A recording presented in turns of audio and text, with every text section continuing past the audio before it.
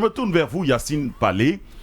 On a quand même eu beaucoup d'actualités liées à cette question récemment.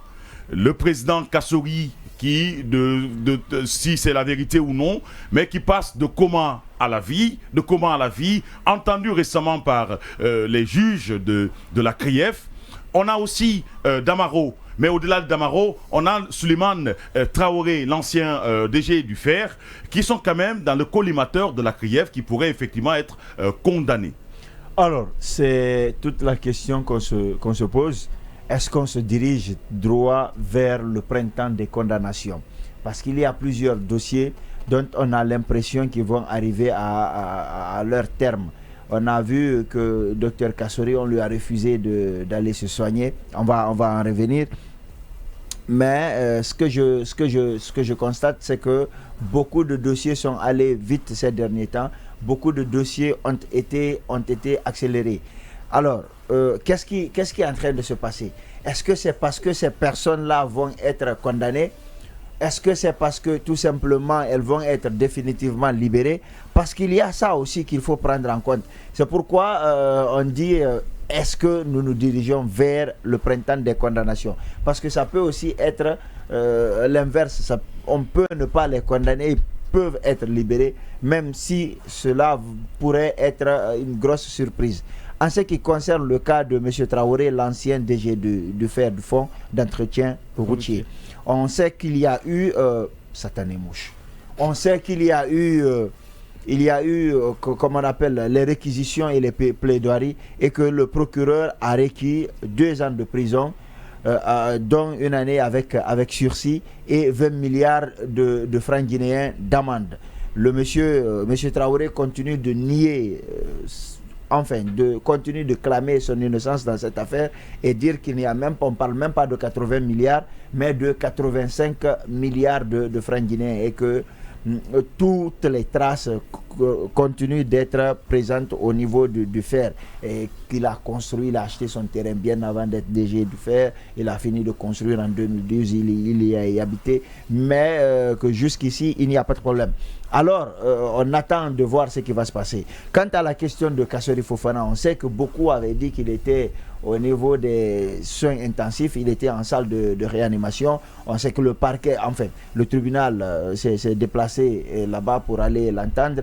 Alors, le président de la chambre de jugement a décidé de clore la phase d'instruction définitive pour ouvrir la phase des réquisitions et des plaidoiries. Aujourd'hui, qu'est-ce qui se passe? C'est que le 20 juillet, on va venir, le procureur va dire ce qu'il pense. Est-ce qu'il demande à ce que Kassori soit condamné ou pas? Qu'est-ce que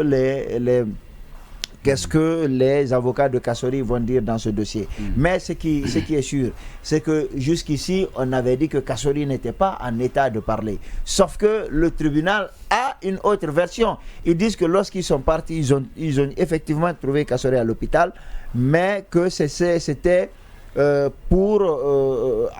une salle d'hospitalisation, pas dans une salle de réanimation. Et quand ils lui ont posé les questions, c'est à peine s'il arrivait à bouger. Mais qu'ils se sont dit que ce serait une stratégie. Après, ils lui auraient demandé, puisque tu ne peux pas te mouvoir, tu ne peux pas parler, qu'est-ce que tu demandes concrètement? Qu'est-ce que tu souhaiterais?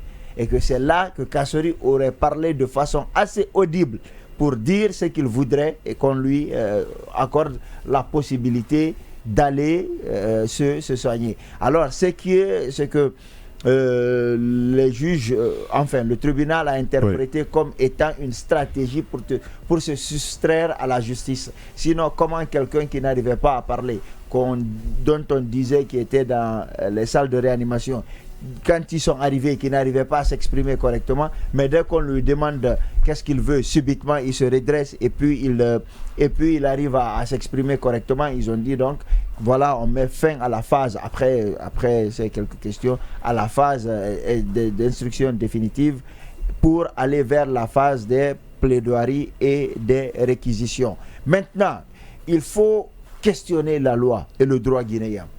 J'ai entendu beaucoup de juristes dire que lorsqu'on est malade, on devrait aller se soigner.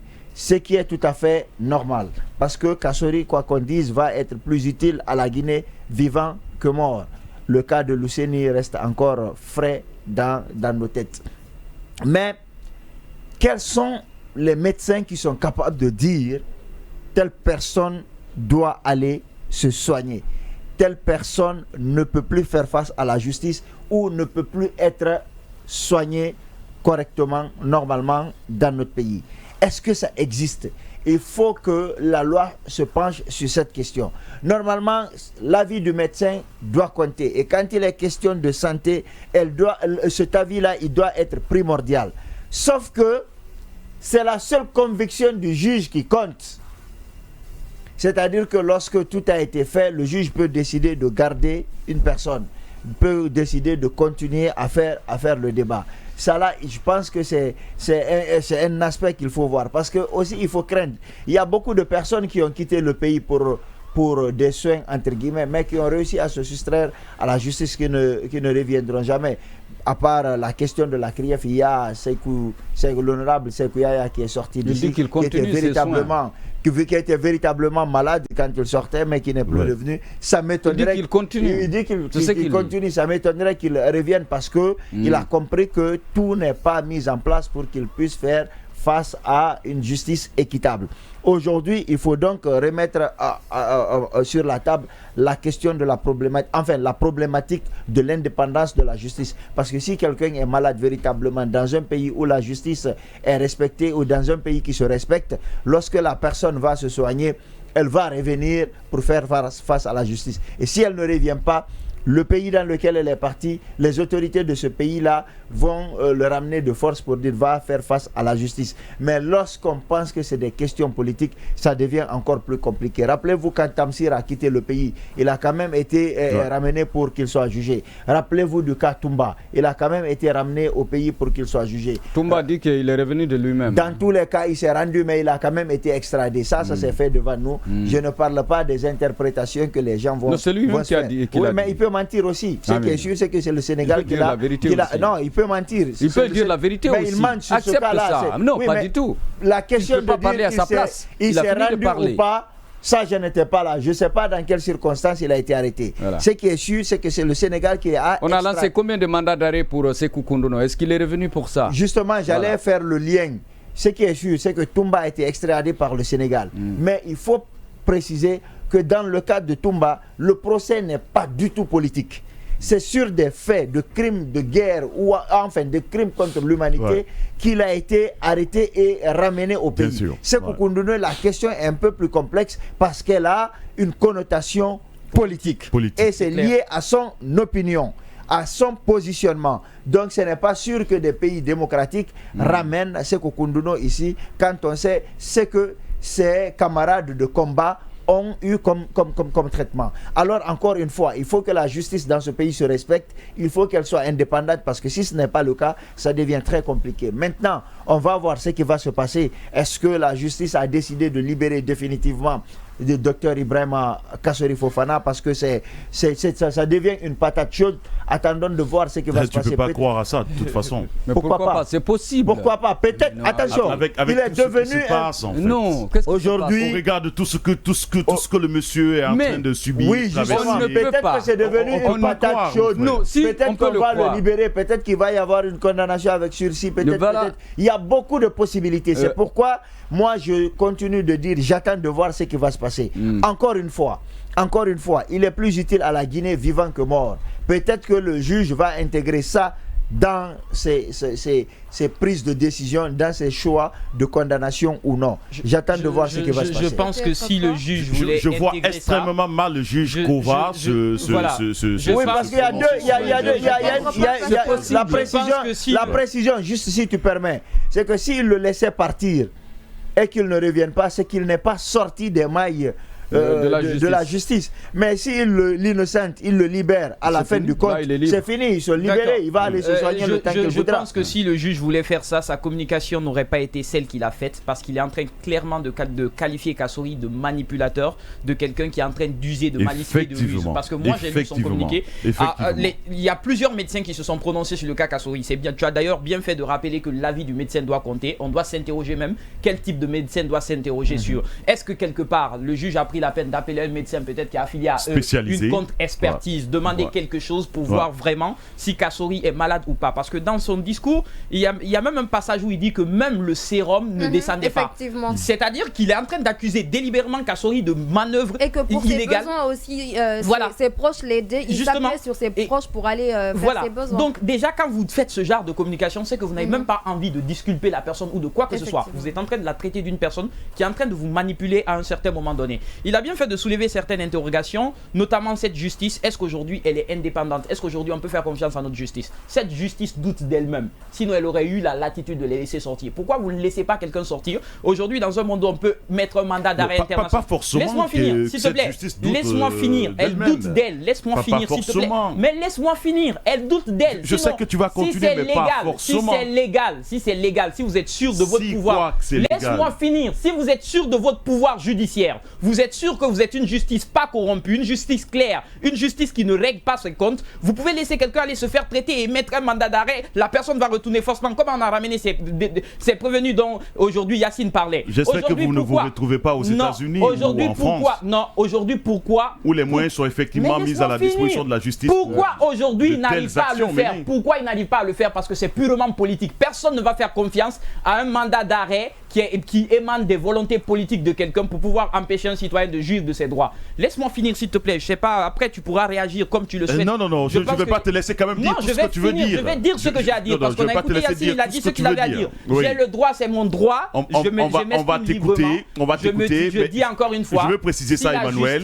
Je veux préciser ça avant que tu ne continues. Rien. Moi, je pense que si on a une justice claire, une justice qui n'a rien à se reprocher, une justice qui a une belle image, qui a son blason redoré, on n'a pas peur de laisser quelqu'un aller se faire juste traiter et on n'est pas dans le doute de se dire est-ce qu'il va pas nous filer entre les mains, parce que tous les dossiers aujourd'hui, les mandats d'arrêt qui ne portent pas, c'est que ils se promènent tranquillement. Pourquoi? Parce qu'aujourd'hui on sait tous que c'est politique et c'est la connotation que ça a. Et quand une justice a des actions qui ressemblent à des actions politiques plus qu'à des actions judiciaires, plus qu'à des actions de droit, c'est toujours comme ça que ça finit. Quand on revient sur ces dossiers de la CRIEF aujourd'hui, il y a plusieurs dossiers qui ont été traités par la CRIEF. Une personne qui part rendre visite à sa famille, pas de problème, un mois pour aller rendre visite à sa famille. Quelqu'un qui peut rendre visite à sa famille a plus de chances même de partir, peut-être qui a tout préparé, parce que si je pars rendre visite mais si cette justice doutait d'elle-même, il n'allait jamais autoriser à cette personne de partir ou cette personne de sortir et puis revenir. Écoute où je vais en venir. D'accord, désolé, sois désolé. Moi aussi je suis désolé pour ce pays. Pourquoi douter de la moralité des autres aussi? Des autres,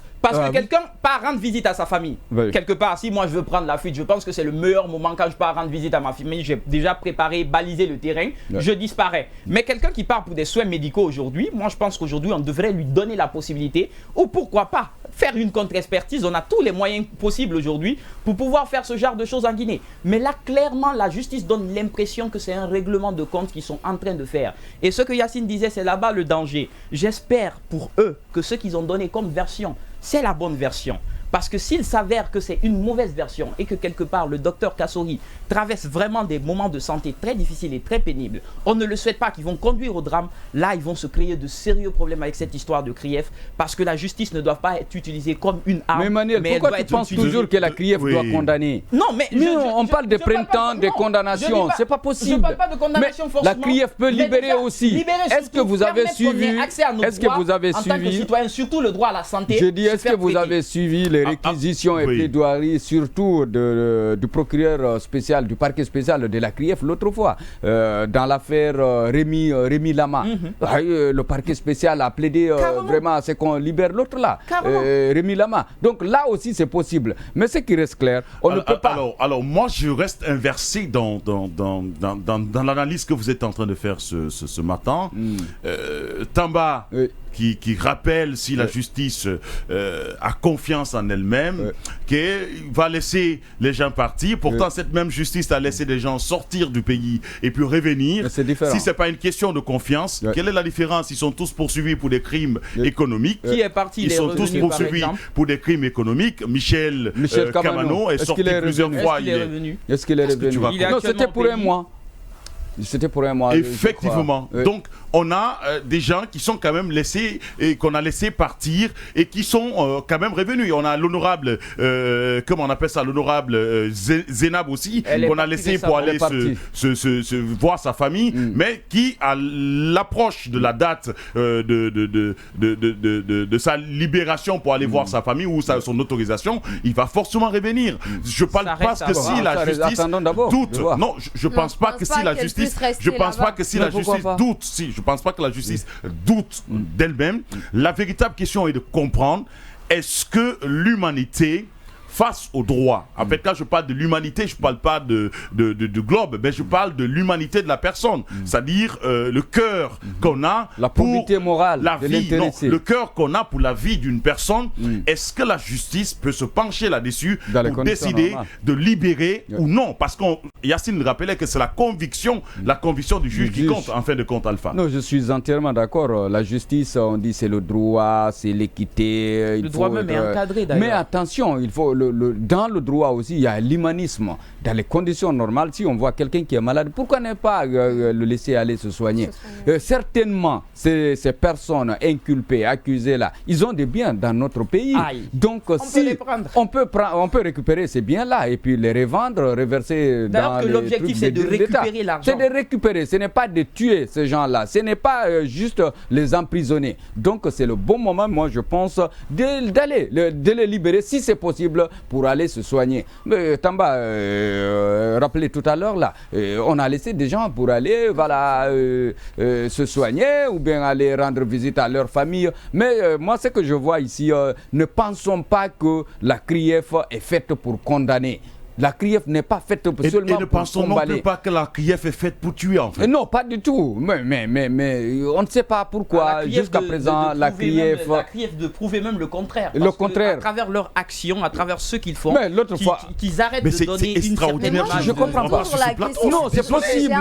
Non, mais je ne comprends pas sur ce plateau. Désolé. Je ne comprends pas. Oui, Adama, on va t'écouter. Moi, la question que je me pose toujours, c'est pourquoi ils ont laissé les autres partir et ils empêchent les Kassory d'aller se faire soigner pendant que les autres, c'est juste une visite familiale.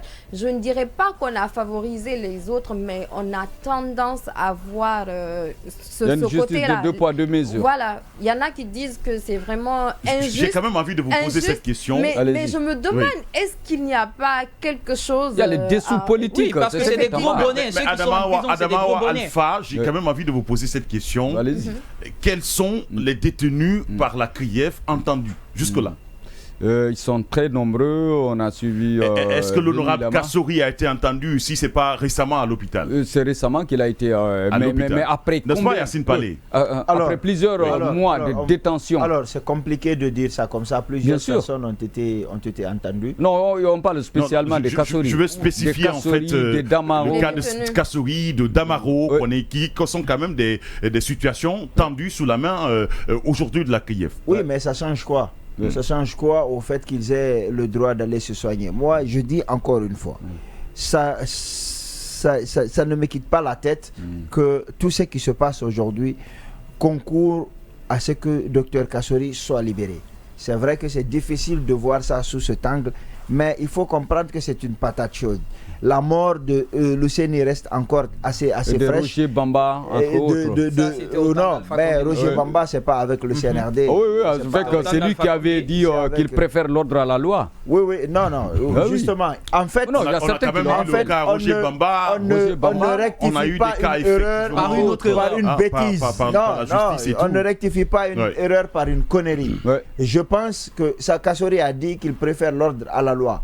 Et aujourd'hui, je pense que de là où il est... Il y a certains qui pensent que c'est ces péchés-là qui sont en train de le rattraper. Alors, je ne suis pas... on ne va pas retomber quand même. Non, je relate ce que les autres disent. Oui, je ne suis pas fataliste. Merci. Et je pense... Et moi aussi non plus. Voilà, non, je ne rapporte pas ce genre de choses. Je pense qu'il est extrêmement dangereux de soutenir ce genre de choses. parce que ça entraîne quoi? Ça entraîne de la vengeance. Cela voudrait dire quoi?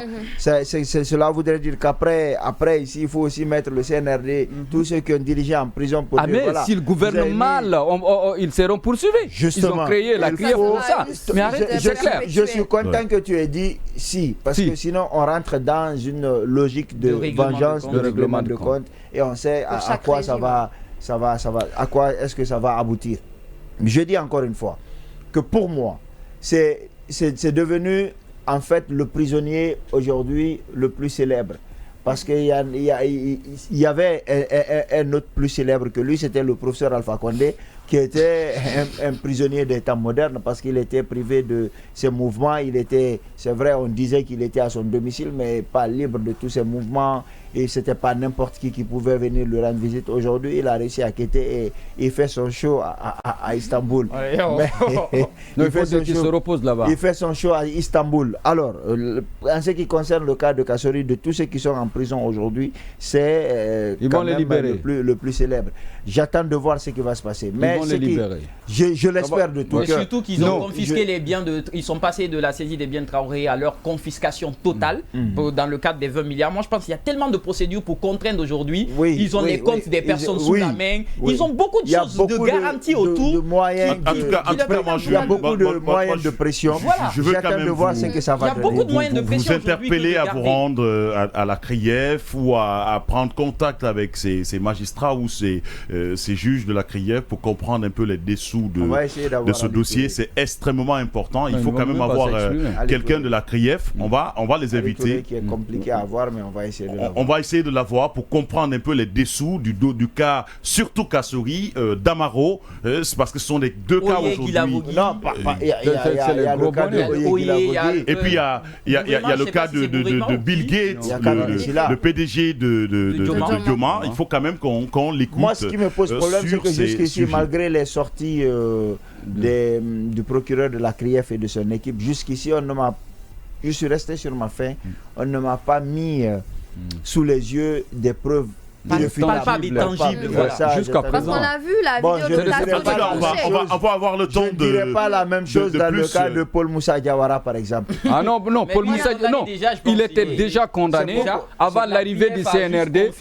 Voilà, je dis, je ne dirais pas la même chose dans son dossier. Parce que là-bas, il y avait des preuves plus ou moins tangibles. Voilà.